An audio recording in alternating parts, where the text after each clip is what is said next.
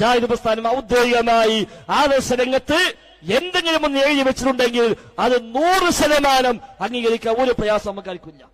നിങ്ങൾ ഏത് അൽമനാർ 952 അല്ല, ഞാൻ അതിനപ്പുറത്ത് 50 മുതൽ തപ്പിക്കോളി, എന്നാലും ശരി. 2 കൈയുണ്ട്, 2 മലത്താണ്.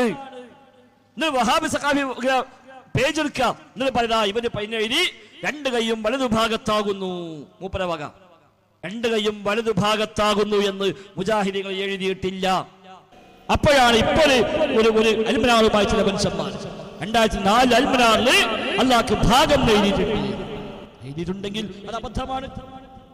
അവിടെ പ്രമാണം വെച്ചുകൊണ്ട് ആയത്തും ഹദീസും വെച്ചുകൊണ്ട് പഠിപ്പിച്ചു പോകുന്ന ഒരു കാര്യമുണ്ടോ? അത് ഇല്ലെന്ന് പറയേണ്ട ഗതികേട് ഞങ്ങളെ സംബന്ധിച്ചില്ല. എന്നാ വലതു ഭാഗത്താണ് എന്ന പ്രയോഗം വന്നത് സൂക്ഷ്മത കുറവാണ്. അത് പരിസ്ഥിതി നമ്മളൊക്കെ വിശദീകരിച്ചതുമാണ്. ആ പ്രയോഗം അത് ഒരു സൂക്ഷ്മത കുറവ് അതിൽ വന്നിട്ടുണ്ട് എന്നാണ്.